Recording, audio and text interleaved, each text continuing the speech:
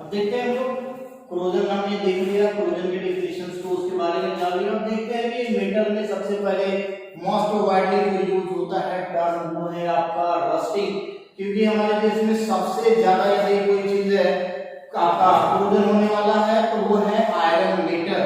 तो iron metal में हम लोग देखते हैं सबसे पहले रस्टिंग के बारे में कि रस्टिंग ऑफ आयरन ये होता क्या है। Rusting of iron the gradually eaten of iron surface by action of damp air is called rusting. Rusting एक केमिकल प्रोसेस है जिस प्रोसेस के माध्यम से जब हम कोई भी न्यू आयरन ऑब्जेक्ट को एयर के कांटेक्ट में बाहर यदि हम उसको छोड़ देते हैं तो बाहर छोड़ने के बाद जो डैम्प यानी मॉइस्चर जो होता है, मॉइस्चर युक्त जो आपका हवा होता है, उस हवा के प्रभाव में आने के बाद धीरे धीरे आयरन के सरफेस पर एक ब्राउन कलर का लेयर चढ़ जाता है, पोरस खोखली और ब्राउन कलर का लेयर जो चढ़ता है, जिस लेयर के चढ़ने के प्रोसेस को हम लोग क्या कहते हैं, रस्टिंग ऑफ आयरन कहते हैं। दूसरे शब्दों में हम देखते हैं कि ये और कैसे हम इसे कह सकते हैं, तो the process in which rust is formed on the surface of iron object by action of damp air is called rusting. ये पूरे प्रोसेस के लिए हम एक इक्वेशन की हेल्प से देखते हैं कि क्या होता है कि आयरन ऑक्सीजन और वाटर के प्रेजेंस में रिएक्ट करता है तो बनाता है आपका Fe2O3 into XH2O। इस रिएक्शन के दौरान हमने X का यूज किया है क्योंकि हमें पूरा एग्जैक्ट पता नहीं है कि what amount of water vapour present in this reaction, यानी इस रिएक्शन के दौरान कितने वाटर वेपर का यूज हुआ है उसका अमाउंट नहीं पता होने की वजह से हमने उसके साथ X का यूज किया हुआ है। नहीं तो इसलिए हम इसे अगर बैलेंस करते तो बैलेंस कर सकते थे। बैलेंस करने के लिए हमने नंबर का यूज किया है 4 3 2। यहाँ पर हम देख लेते हैं यानी F कितना हो गया 2 into 2 4, तो F इधर भी 4 है इधर भी 4 है, तो हमने ऑलरेडी पहले ही बैलेंस इक्वेशन को लिख दिया था। इसको समझने के लिए इसमें हमने X का यूज किया हुआ है क्योंकि वाटर का अमाउंट पता ना होने की वजह से हमने इसके साथ क्या लिखा है, X का यूज किया है। आगे हम देखते हैं इस टॉपिक यानी रस्टिंग ऑफ आयरन को प्रिवेंट कैसे करेंगे उसके बारे में हम लोग जान लेते हैं और रस्ट के बारे में जान लेते हैं। देखते हैं हम रस्ट के बारे में कि रस्ट होता क्या है। तो रस्ट आपका ये फल्की और fluffy rich brown substance which is deposited on the iron surface by the action of damp air is called rust। और रस्ट का जो फार्मूला होता है वो होता है आपका Fe2O3। अगर हम लिखना चाहें तो इसमें लिख सकते हैं H2O। नहीं भी लिखेंगे तो Fe2O3 जो है आपका आयरन ऑक्साइड, और आयरन ऑक्साइड को ही लोग कहते हैं क्या है, रस्ट कहते हैं। और ये XH2 जो है तो इसको हम लोग बोलते हैं हाइड्रेटेड आयरन ऑक्साइड। क्या बोलते हैं, हाइड्रेटेड आयरन ऑक्साइड। और ये हाइड्रेटेड है यानी रस्ट है, इसका वेट जो होता है नॉर्मल आयरन सरफेस का अपेक्षा अधिक होता है। अब हम आगे इसके प्रिवेंशन के बारे में पढ़ेंगे। बहुत सारे टर्म्स हैं जो हम प्रिवेंट करने के प्रीवियस क्लास 8 में हम लोगों ने पढ़ा है कि रस्ट को प्रिवेंट करने के लिए हम क्या करते हैं, उसको यानी मेटल के सरफेस को, आयरन के सरफेस को हम लोग वायरिंग कर देते हैं, ग्रीसिंग करते हैं, पेंटिंग करते हैं, गैल्वेनाइजेशन करते हैं, आपका इलेक्ट्रोप्लेटिंग कर देते हैं या नहीं, तो उसको मोस्ट कॉमन यूज हो इंडस्ट्रियल यूज होता है तो उसके रूप में हम इसमें एल्वाइन कर देते हैं जिससे हम रस्ट को क्या करते हैं, प्रिवेंट कर लेते हैं। अब इसको बारी से हम देख लेते हैं।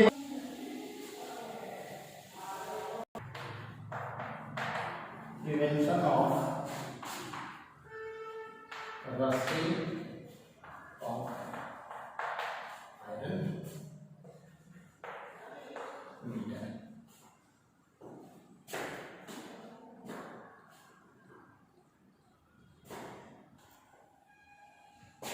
देखिए हम लोग prevention of rusting of iron metal यानी आयरन मेटल को हम कैसे प्रिवेंट करेंगे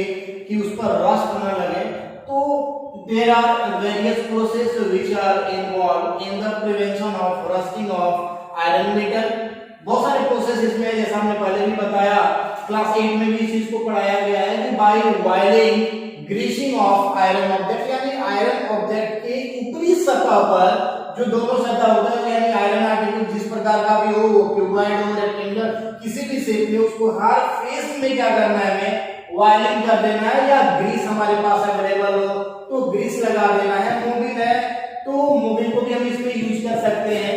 bye avoiding the direct contact with the air and moisture, यानी कोई भी आयरन, न्यू आयरन मेटल जो है, उस आयरन मेटल को डायरेक्ट हम एयर के कांटेक्ट में न रख के उसको अंदर किसी सेफ जगह पर रखेंगे जहां डायरेक्ट मॉइस्चर के कांटेक्ट में न आए। तीसरी चीज हम इसमें देख सकते हैं कि by painting the iron surface, यानी इस पर हम किसी भी प्रकार का पेंट को यदि हम लगा देते हैं, जैसे हमने देखे अपने घर में ग्रिल लगा होता है, विंडो लगा होता है, या आपका डोर लगा होता है, हम इजीली उसे क्या करते हैं, हर ईयर बाय ईयर उसे पेंटिंग करते हैं। तो पेंटिंग करने की वजह से होता क्या है, इस पर आपका यानी मॉइस्चर और एयर का कोई इफेक्ट नहीं पड़ता है, जिससे आयरन मेटल आपका बचा रहता है। By galvanizing of iron metal, तो गैल्वेनाइजिंग प्रोसेस है जिस प्रोसेस से हम क्या करते हैं, जिंक मेटल का एक लेयर आयरन मेटल के ऊपर चढ़ा देते हैं, क्योंकि जिंक जो होता है वो एयर के संपर्क में बहुत ही स्लो रिएक्शंस करता है, यानी इतना स्लो करता है ताकि काफी दिनों तक बीत जाएगा।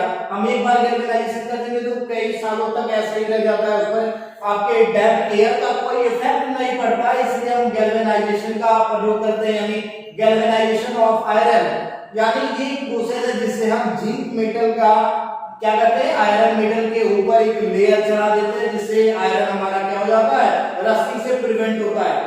Bye electroplating of iron metal, तो क्लास 8 चैप्टर 14 में हमने इलेक्ट्रोप्लेटिंग के बारे में पढ़ाया हुआ है।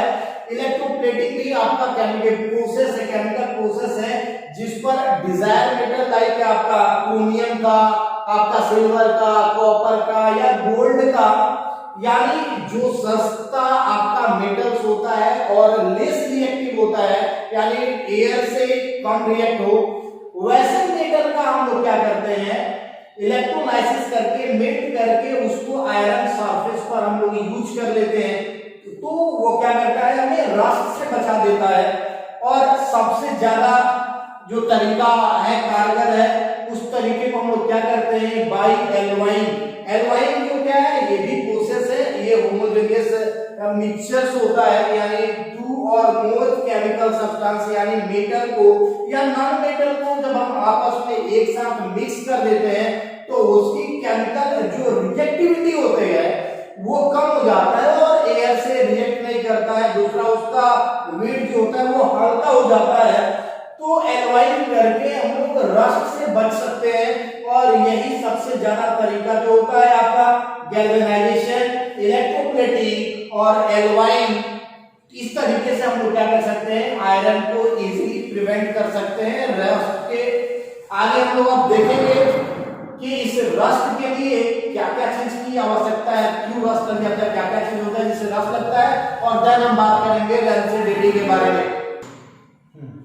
देखते हैं हम लोग कंडीशन नेसेसरी फॉर रस्टिंग, यानी रस्टिंग के लिए क्या क्या चीज आवश्यक है। तो उसमें सबसे पहले हम लोग ऑक्सीजन के बारे में बात करेंगे, क्योंकि यही एक ऐसा एलिमेंट है जो सबसे ज्यादा रिएक्टिव करने के लिए होता है, क्योंकि ये मेटल के साथ रिएक्ट करके और उसके ऊपर एक लेयर चढ़ा देता है। तो ऑक्सीजन जो आपकी एयर में प्रेजेंट होता है, मॉइस्चर यानी वाटर वेपर जो एयर में प्रेजेंट होता है, तीसरी चीज जो है वो आयरन मेटल की अवेलेबिलिटी होगी, और चौथा जो चीज है वो केमिकल सब्सटेंसेस है, जो केमिकल सब्सटेंस किसी भी फॉर्म में हो सकता है, वो चाहे आपका सॉल्ट हो, शुगर हो, एलम हो या एनी अदर सब्सटेंस हो जो इजीली अवेलेबल होता है, जो सॉइल में अवेलेबल होता है, या फर्टिलाइजर्स, केमिकल फर्टिलाइजर्स हो, उस सब की किसी भी प्रेजेंस में आएगा तो मेटल को क्या करेगा, तो रस्ट कर देता है। तो ये कंडीशन है। तो इस कंडीशन को हम लोग क्या करेंगे, यानी डैम्प एयर को, मॉइस्चर को यदि हम नेगलेक्ट कर देंगे तो ऑटोमेटिक है कि हमारा रस्टिंग जो है अपने आप प्रिवेंट होने लगता है। आगे हम देखते हैं कि इसकी वजह से बहुत सारे चीजें डैमेज होते यानी effect of rusting it damage the structure made of iron such as bridge, car bodies, iron railing, seat etc. यानी वैसे चीज जो आयरन मेटल से बने होते हैं उस आयरन मेटल को धीरे धीरे क्या करता है वो बर्बाद कर देता है, यानी ग्रेजुअली ईटन अप कर देता है, डैमेज करता है, जिसमें आपका कोई भी स्ट्रक्चर जो आयरन से बना हो या टूल जो बना होता है आयरन का, यानी आयरन जो ब्रिज होता है वो, कार जो आयरन से बना होता है, रेलिंग, रेलवे ट्रैक, सीट, यानी बहुत सारे चीज हमने बहुत कॉमन एग्जांपल लिया है। इसका कोई कमी नहीं है कि आयरन बॉडी, आयरन मेटल से बनने वाले बॉडी की कमी नहीं है, बहुत सारे बॉडी है, वेरियस है, लेकिन हमने कुछ मोस्ट कॉमन लिया हुआ है जो आयरन यानी रस्टिंग की वजह से बर्बाद होते हैं। It is very serious problem, rusting होता है बहुत ही सीरियस प्रॉब्लम है इंडस्ट्री के लिए, क्योंकि जो केमिकल रिएक्टर जो होता है या जो प्लांट होता है उसको टाइम टू टाइम रिप्लेसमेंट करना पड़ता है और इस रिप्लेसमेंट के वजह से टाइम और मनी बहुत ही ज्यादा एक्सपेंड होता है। तो ये इफेक्ट हो गया रस्टिंग का। आगे हम लोग पढ़ेंगे रेंसिडिटी के बारे में। देखते हैं हम लोग रेंसिडिटी के बारे में। The natural oxidative degradation of while fatty acid present in food items is called rancidity. Due to the rancidity, the smell, taste and color of the food items are changed after some interval of time.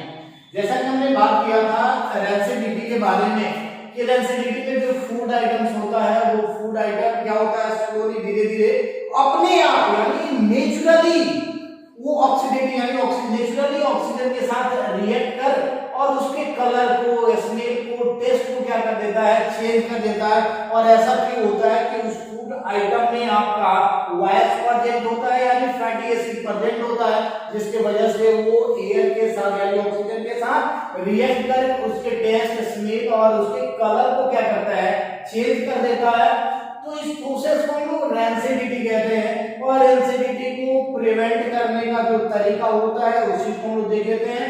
यानी it can be prevented by adding antioxidant in the food stuff. जो भी food materials हमारा होता है उस food materials के साथ ऊपर से एंटीऑक्सीडेंट मटेरियल को जब हम ऐड कर देंगे तो ऑक्सीजन से रिएक्ट नहीं करने देगा, जिससे हमारा फूड आइटम्स क्या हो जाता है, प्रिवेंट हो जाता है यानी खराब नहीं होता है। दूसरी प्रोसेस में हम इसे क्या कर सकते हैं कि जो हमारा खाना होता है यानी जो फूड आइटम्स होता है उस फूड आइटम को एयर टाइट पैक कर दे, यानी उसमें बाहर से ऑक्सीजन इंटर ना कर सके वैसे बर्तन में उसके रख के पूरे ढक्कन सही तरह बंद कर दे, यानी एयर टाइट पैक कर देंगे तो ऑक्सीजन से प्रिवेंट हो जाएगा यानी हमारा फूड आइटम। जैसे देखते हैं बहुत सारे मिठाइयां जैसे बीकानेर का रसगुल्ला हो गया, सुधा का रसगुल्ला हो गया, ये सब क्या होता है एयर टाइट पैक करके आता है, एयर टाइट पैक होता है जिसकी वजह से वो खराब नहीं होता है। तीसरा जो होता है by adding nitrogen gas in the packaging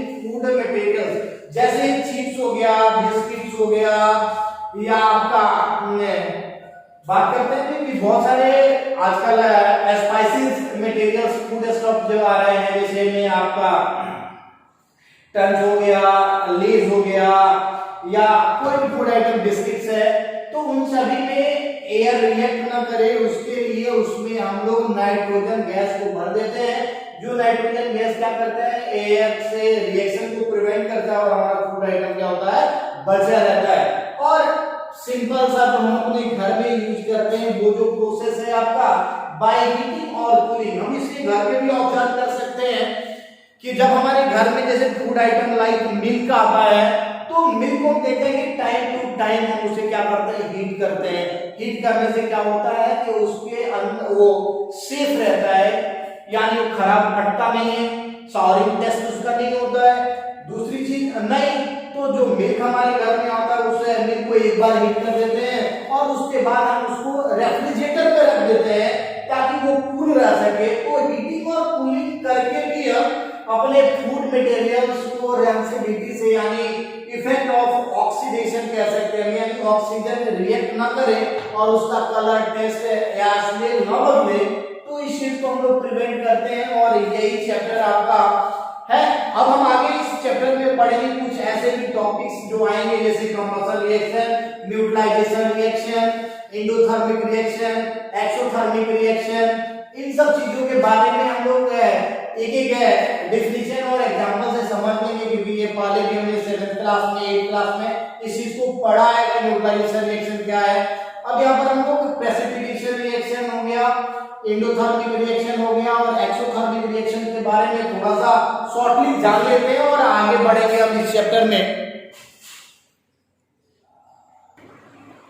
Another types of reaction में हम लोग देखेंगे प्रेसिपिटेशन रिएक्शन, जिसे हम लोग डबल डिस्प्लेसमेंट रिएक्शन में हम इजीली देख सकते थे, लेकिन हम इस चीज को अलग करके आपको बता रहे हैं कि प्रेसिपिटेट होता क्या है।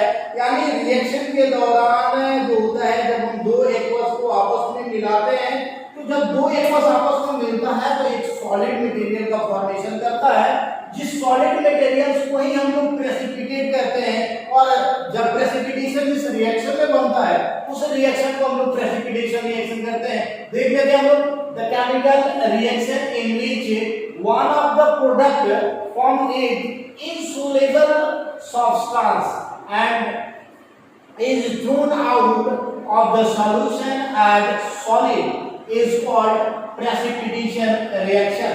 यानी प्रेसिपिटेशन रिएक्शन जब होगा, जब दो हम एक्वस सब्सटेंस को, जैसे हम देख रहे हैं AlCl3 प्लस NH4OH, जब रिएक्ट किया हुआ है, केमिकली कंबाइन किया है, तो दोनों के आयंस जो है, यानी AlCl3 में आपका क्लोरीन और आपका अमोनियम हाइड्रोक्साइड में हम बात करते हैं, तो अमोनियम हाइड्रोक्साइड में OH, ये दोनों इंटरचेंज किया हुआ है, एक्सचेंज किया, Cl चला जाएगा NH4 के साथ और OH आ जाता है आपका एल्युमिनियम के साथ। जो प्रोडक्ट बनाया है आपका एल्युमिनियम हाइड्रोक्साइड और अमोनियम क्लोराइड। तो इस रिएक्शन में हमने देखा कि AlCl3 जो एक्वस था, NH4OH एक्वस था, अब ये दोनों एक्वस मिलकर एयर यानी एल्युमिनियम हाइड्रोक्साइड जो सॉलिड का बनाया है, और जहां पर हमने दिखा दिया है एरो डाउनवर्ड एरो, जो प्रेसिपिटेट को दिखाता है, यानी सॉलिड के रूप में जब हम सॉल्यूशन से बाहर निकालेंगे, क्योंकि यहाँ पर जो हमने अमोनियम क्लोराइड जो है एक्वस के फॉर्म में, लिक्विड के फॉर्म में होता है, ना ही सॉलिड होता है ना पूरा लिक्विड होता है, एक्वस के फॉर्म होता है। इससे जब हम इसको निकालते हैं तो ये हमें सॉलिड के रूप में आपका एल्युमिनियम हाइड्रोक्साइड प्राप्त होता है। तो इस रिएक्शन को हम लोग क्या करते हैं, प्रेसिपिटेशन रिएक्शन कहते हैं।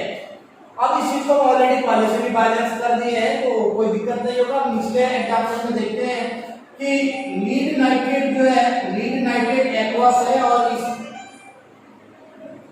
इस एक्वस को जब हम पोटेशियम आयोडाइड के साथ रिएक्ट कराते हैं, यानी लीड नाइट्रेट को जब हम पोटेशियम आयोडाइड के साथ रिएक्ट कराते हैं, तो लीड नाइट्रेट में से जो नाइट्रेट होता है वो चला जाएगा पोटेशियम के साथ, और आयोडीन जो आपका पोटेशियम आयोडाइड बनाया है, इसमें से जो आयोडीन है वो आपके लीड के साथ कंबाइन करेगा और प्रोडक्ट बनाएगा। इस कंडीशन में जो इंटरचेंज होंगे तो पोटेशियम आपका लीड आयोडाइड जो है सॉलिड के फॉर्मेशन में आता है, यानी सॉलिड बन जाता है, और आपका पोटेशियम नाइट्रेट एक्वस हो जाता है।